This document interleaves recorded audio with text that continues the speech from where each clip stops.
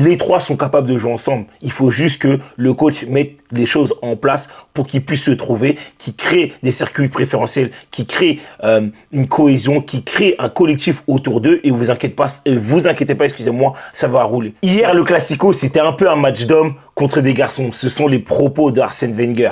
Aujourd'hui, les amis, vidéo importante, car il faut absolument qu'on parle de Jude Bellingham, Kylian Mbappé et de Vinicius Junior, car oui, les trois sont sans doute de retour. Il faut absolument qu'on analyse ce match-là, parce qu'il y a des statistiques qui ont été un peu données sur la défense, sur le milieu de terrain, sur l'attaque. Il y a eu des propos très importants, selon moi, de Xabi Alonso, et bien sûr, vous connaissez déjà la chanson, revue de presse, comme d'habitude.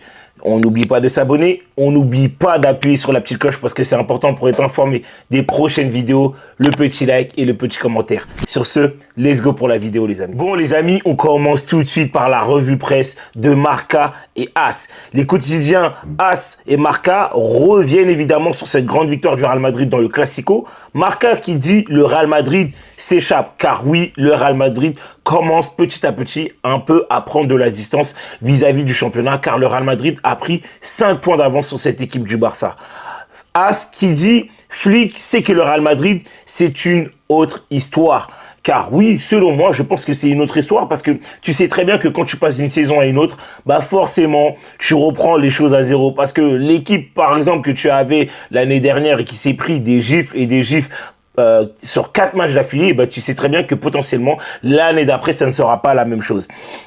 Ensuite, les amis, on va regarder les statistiques du Real Madrid depuis le début de saison.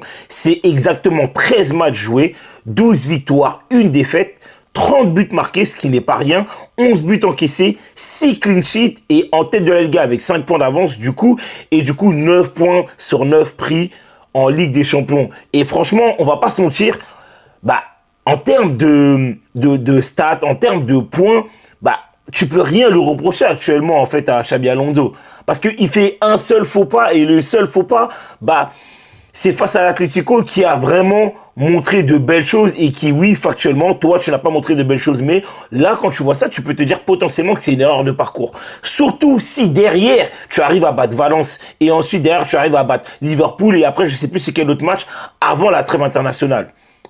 Clairement. Parce que maintenant, quand tu regardes DataMB, ce qu'ils ont relayé hier aussi, enfin du moins aujourd'hui, il faut voir que sur le match d'hier, par exemple, sur le Classico, le Real Madrid a le meilleur XG par 90 minutes. Et en plus, je suis un menteur. J'ai dit, sur le match, c'est sur la Liga. Le plus grand nombre d'attaques positionnelles par 90 minutes. Moins de buts encaissés par 90 minutes et moins de tirs cadrés concédés par 90 minutes. En gros, c'est pour dire que réellement, en fait, on a beau critiquer cette équipe du Real Madrid à juste titre parce qu'il y a encore des manquements, mais en termes de statistiques, en termes d'évolution, bah on voit qu'il y a quelque chose quand même. On va pas le nier. Clairement, ne nous mentons pas à nous. Tu vois. Ensuite, derrière, tu as certains propos de Xabi Alonso qui ont été dits en conférence de presse. On lui parle de la prestation globale. Et il dit, les joueurs avaient besoin de ressentir leur compétitivité dans un grand match. Car oui, hier, le Classico, c'était clairement un grand match. Nous nous sommes créés beaucoup d'occasions, oui, et ça c'est vrai, et nous avons très bien joué défensivement et offensivement. Et franchement, moi en tout cas, pendant 45-60 bonnes minutes, j'ai vu un Real Madrid très cohérent défensivement et offensivement. On va revenir un peu en détail sur ce match-là juste après. Nous aurions pu marquer davantage, eh oui. Ben oui, quel regret de ne pas avoir mis les buts que tu devais mettre. Quel regret d'être hors jeu 2 à 3 fois.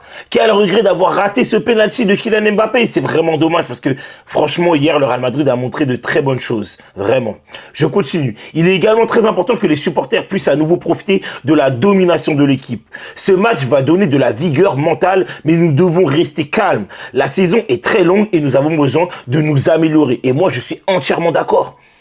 On peut se réjouir et on peut faire la fête par rapport au match d'hier. Parce que c'était un Classico et un match comme le Classico, on sait très bien, c'est pas un match qui se joue, c'est un match qui doit se gagner impérativement. Mais par contre, il faut pas s'enflammer parce que c'est que le début de saison, tu n'as que 5 points d'avance et la saison est encore très longue, il y a encore beaucoup de matchs qui vont s'écouler. Et c'est là où en fait, il faut continuer à travailler, il faut pas prendre la grosse tête parce que tu peux très bien faire un faux pas par exemple face à Valence et après c'est bon hein. le championnat est clairement relancé parce que tu seras potentiellement que à 2 points d'avance sur le Barça. Donc moi, je suis totalement d'accord avec les propos de Xabi Alonso. Donc ensuite, on continue. Une info nous vient de Marca concernant Xabi Alonso. Xabi Alonso envoie des signaux positifs à Eduardo Camavinga depuis un moment. Il a même modifié son schéma tactique pour l'intégrer lors du Classico. Oui, on l'a vu. Là, Camavinga était un peu plus sur le côté droit hier et franchement, il a été vraiment excellent et moi, j'ai pas grand-chose à lui reprocher sur le match d'hier parce que je trouve qu'il a fait un très grand match. Ensuite, je continue. Et le Français a répondu présent. 22 passes réussies sur 26, ce qui n'est pas rien. 95, du coup, en gros, ça fait 85%, excusez-moi. 8 duels gagnés sur 12, ce qui n'est pas rien encore. 3 récupérations, 3 dribbles réussis sur 3 tentés et une seule perte de balles. Les gars, on parle d'un milieu de terrain et on parle pas d'un milieu de terrain qui a été, timide, qui n'a pas essayé, qui n'a pas tenté. Il a tenté beaucoup de choses offensivement. Il a fait beaucoup d'efforts défensifs. Il a fait beaucoup d'efforts dans, dans l'intensité. Il a essayé pas mal de choses. Certes, par moments, ça ne passait pas, mais en tout cas, on l'a vu énormément proposer. Et hier, sa copie a été très bonne selon moi. Vraiment, selon moi. Je continue. Xabi Alonso le voit comme une pièce clé de son projet, une équipe plus dynamique, capable de contrôler le jeu, presser haut et se déplacer intelligemment. Parce que oui, clairement, moi, hier, j'ai vu ses déplacements très intelligents. Et même lorsqu'il fallait temporiser avec le ballon, il l'a fait. Or que d'habitude, vous savez très bien que des fois, Camavinga, il est un peu foufolé, il va prendre le ballon, il va essayer de tenter certaines choses quand ça ne va pas dans le sens du jeu. Sauf qu'hier, il était toujours dans le sens du jeu. Hier, il a toujours été cohérent, selon moi. Donc voilà. Ensuite, on va revenir sur quelques stats. Du moins, en tout cas, il y a des stats de Militao qui ont été montrées là. C'est juste une dinguerie, c'est monstrueux. Hier, il a fait une passe décisive. Il a effectué 3 tacles, 4 dégagements, 1 contre, 2 récupérations, 7 jeux gagnés, 92% de précision dans la passe et 2 passes réussies, 2 passes longues réussies sur 3. Moi, je vais pas vous mentir, même en dehors de ces statistiques-là, même si j'avais pas les statistiques en face de moi, de ce que je voyais visuellement, c'était un Militao patron hier. C'était un Militao patron, c'était un Militao qui était sûr de lui, c'était un Militao qui voulait rien laisser passer. Hier, c'était le capitaine du bateau de la défense. Et moi, c'est ce que j'ai kiffé. Il faut pas oublier que c'est un mec qui revient de 2 ligaments croisés. Jambe droite, jambe gauche. Et hier, il arrive à montrer quelque chose de tellement ouf dans l'intensité, dans l'envie, dans les duels. C'est juste une dinguerie monumentale. Et on va continuer encore sur d'autres stats, qui est celle de Aurélien Tchouaméni sur le match d'hier. 90% de passes réussies, une occasion franche créée, 3 passes clés, 4 duels gagnés sur 5, 8 ballons récupérés, 2 tirs bloqués, une interception, un dégagement et un tacle réussi. Mais en fait, hier, Tchouaméni, il a fait un match waouh. Et bravo à lui. Bravo à lui parce que l'année dernière, il a été critiqué à juste titre. L'année dernière, il a montré pas mal de lacunes. Mais quand tu mets 3-4 milieux qui sont des joueurs de ballon et que lui, tu lui demandes juste d'être là à la récupération et de bien relancer les balles, mais mon Dieu, qu'est-ce qu'il est monstrueux. Hier, il a tout réussi. Hier, il a tout réussi. Je l'ai vu sur les seconds ballons. Je l'ai vu même sur les premiers ballons. Gagner tous ses duels. Même dans l'orientation du jeu, dans le jeu, il a toujours répondu présent. Il a toujours bien... il a toujours bien... Tout ce qu'il a dû faire, il l'a toujours bien fait, en fait. En fait, j'en perds mes mots. Tout ce qu'il a dû faire, il l'a toujours bien fait. Et c'est là où moi, je suis très content de lui. Je suis fier de lui. Parce que hier, Tchouaméni, il a fait un match de bonhomme. Hier, il a fait vraiment un match de bonhomme. Je continue encore sur Marca. Les dirigeants du Real Madrid comprennent la colère de Vini lorsqu'il est sorti, parce que oui, il va falloir qu'on en parle. Ils reconnaissent aussi qu'il est peut-être sorti un peu plus tôt qu'il n'aurait dû. Mais ils disent aussi que sa réaction était inutile en tant que 3e capitaine du Real Madrid. Moi, je peux comprendre en fait sa colère, parce que quand tu sors au bout de 70 minutes et que tu vois qu'en fait, offensivement, tu es sans doute le joueur le plus dangereux, le plus fort, je peux comprendre sa frustration. Par contre, oui, effectivement, le fait de sortir de cette manière-là, en gueulant, en rentrant dans le vestiaire, bien sûr, après, il est revenu s'asseoir avec ses coéquipiers, forcément, moi, je trouve pas ça très bien de sa part. Maintenant, on reviendra un peu sur Vinicius, car n'oubliez pas, je vais parler de Vinicius, Jude Bellingham et Mbappé juste après. ces propos-là de Arsène Wenger. Le Classico était un peu un match d'hommes contre des garçons. La performance défensive du Real Madrid était bien meilleure que celle du Barça. Et oui, on va pas se mentir, défensivement, on a vu une équipe très cohérente. En attaque, Madrid a semblé capable de marquer à chaque occasion, tandis que Barcelone a semblé impuissant. Ils ont eu beaucoup de ballons, mais n'ont jamais vraiment semblé en mesure de marquer. Je dois donner du crédit à Xabi Alonso. Mais oui, on doit tous lui donner du crédit à Xabi Alonso. Parce que on voit qu'il a travaillé son plan de jeu, on voit qu'il a vraiment fait passer un message qui a été bien, bien exécuté par l'équipe en fait. On a vu une équipe morte de faim.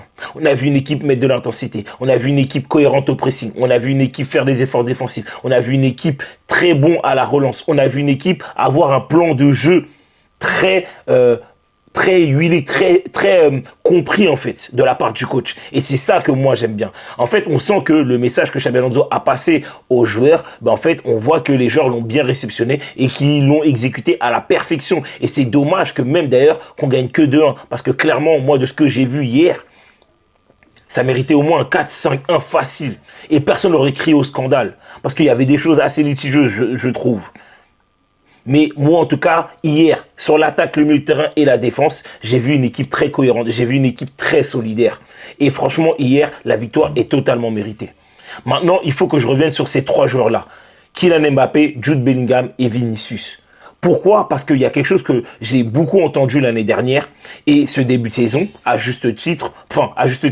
En fait, je l'entends par rapport aux performances de ce que j'ai pu voir l'année dernière et ce début de saison, mais j'étais pas d'accord dans le sens où, pour moi, en fait, à partir du moment où Xabi Alonso allait créer quelque chose, on allait voir de l'amélioration. Et l'amélioration, c'est quoi? C'est la cohésion de jeu entre ces 3 joueurs-là. J'ai beaucoup entendu dire que Vinicius ne peut pas jouer avec Mbappé parce qu'il se marche dessus. J'ai beaucoup entendu dire que oui, Bellingham, il veut trop marcher sur les plates-bandes de Mbappé. Mbappé, il dézone trop, ceci, cela. Sauf qu'hier, j'ai pas vu des joueurs se marcher dessus.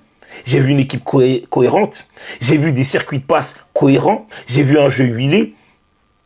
J'ai vu un Vinicius ne pas marcher sur les pattes de Mbappé. J'ai vu un Mbappé ne pas marcher sur les pattes de Vinicius. Et j'ai vu 2 joueurs énormément se trouver. J'ai vu 2 joueurs énormément combiner. J'ai vu un Bellingham très pertinent au milieu de terrain. J'ai vu un Bellingham toujours faire des choses pour mettre en avant ces 2 attaquants qui sont Mbappé et Vinicius en fait. Et c'est ça, en fait, qui, pour moi, est important de dire. J'ai entendu dire, oui, Arda Güler, il faut qu'il soit plus haut pour la cohésion, pour la connexion, nanani nana. Ce que je peux entendre, ce que je peux comprendre, parce que clairement, Arda Güler aime bien jouer avec Mbappé. On voit qu'ils se trouvent bien, on voit qu'ils se comprennent. Mais quand je vous disais, les gars, qu'il fallait Arda Güler un cran plus bas pour être à la création du jeu et que Bellingham allait trouver Mbappé parce que ce sont 2 grands joueurs et que vous inquiétez pas, quand Bellingham sera en forme, ça va marcher. Mais c'est ce qu'on a vu hier. Et heureusement que Mbappé met qu'un seul but. Heureusement que Mbappé met qu'un seul but. Et vous savez, même si Jude Bellingham est un cran plus haut, ça ne veut pas dire que Arda Güler ne peut pas dézonner, ne peut pas faire un déplacement de fonction pour derrière trouver un Kylian Mbappé. On l'a vu au pressing, sur le hors-jeu imaginaire. On l'a vu au pressing. Arda Güler donnait ce ballon à Mbappé et ensuite Mbappé, il te met une frappasse de 25 mètres incroyable. Et c'est là où moi je voulais en venir. Parce que Vinicius, pareil aussi, des bons ballons qu'il a servi à Mbappé, où on les a vus combiner par moments dans le demi-espace à gauche. Ensuite, pour pouvoir dézonner, pour créer en fait la zizanie dans cette défense-là du Barça. Moi j'ai kiffé hier. Moi, j'ai kiffé. Je sais pas ce que vous en pensez en commentaire, mais moi, j'ai super kiffé. Et donc, moi, en fait, je voulais dire ça. Les 3 sont capables de jouer ensemble. Il faut juste que le coach mette les choses en place pour qu'ils puissent se trouver, qu'ils créent des circuits préférentiels, qu'ils créent une cohésion, qu'ils créent un collectif autour d'eux. Et vous inquiétez pas, excusez-moi, ça va rouler, selon moi.